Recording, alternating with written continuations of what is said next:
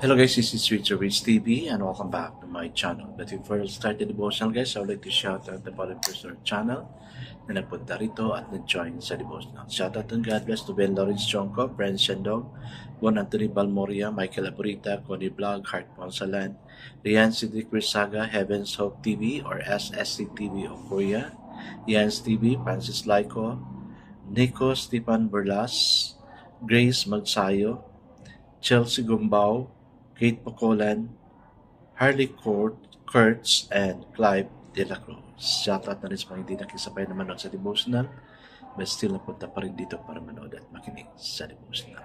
God bless us all, guys.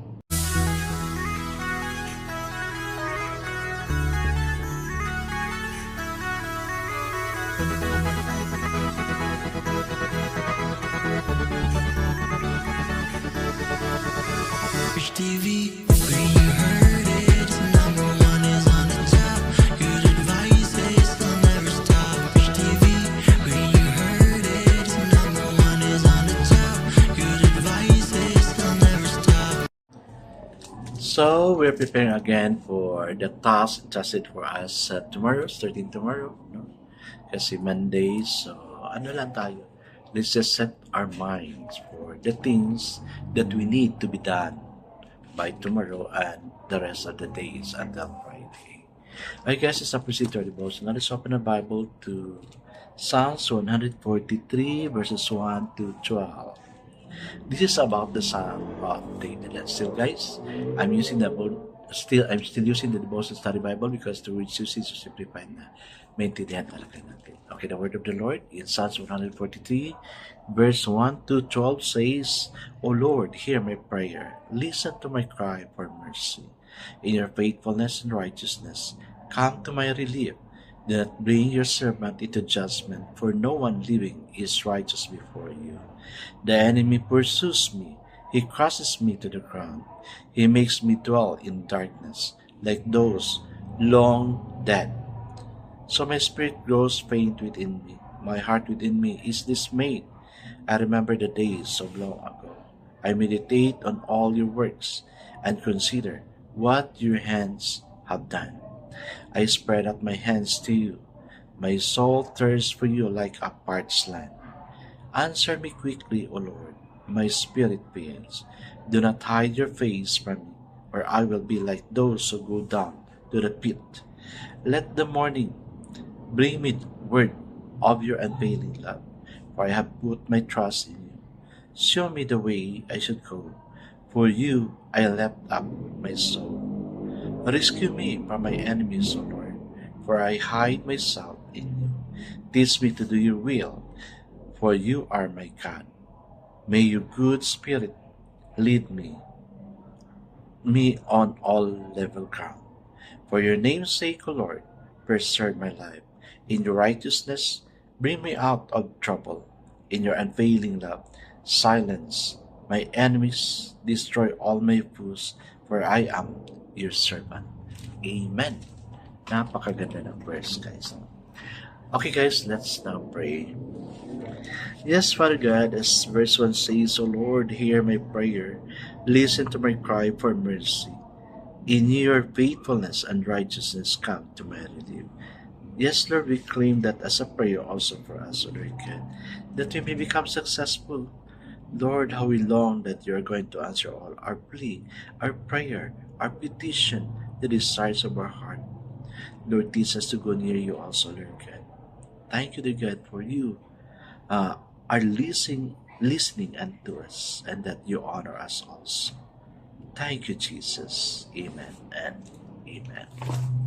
So, the focus verse for this evening, guys, is found in Psalms 143, verse 10. It says, Teach me to do your will, for you are my God. Let your good spirit lead me on level ground. So, the title of our devotion for this evening, guys, is Our Wills to Make Them Gods. If we are to be a Christian, who do more than say, Lord, Lord? In worldly religiosity, we will need to desire God's will more than anything else. the psalmist shows how to have a passion for God's will. Memorize these key verses. Yes, we need to memorize verses talaga. Repeat them in times of indecision and uncertainty. Make this a day to focus your consciousness to deliberate longing for God's direction and determination to follow through. Tennyson was right. Our wills are ours. We know not how. Our wills are ours to make them thine. That's it. To want what God wants is the secret of true happiness. To want what God wants. Kung ano ang gusto ni Lord, yun din yung susundin natin. If we want that with all our heart, specific guidance in our decision will not be long in coming. Robert Louis Stevenson said, I come about like a well-handed ship. There stood at the wheel that steersman's whom we call God. Who is at the wheel of your ship? Amen and amen. Yes, guys, no? Probably because of our ambition, do we keep on praying? Because we still have a desire. We always say, Lord, lead me. But still, we are driving our own ship. Siya pa rin yung nasa steering wheel na nagmamaniho. Di ba? Kasi, well, I'm guilty for that, no? I serve God. I share words.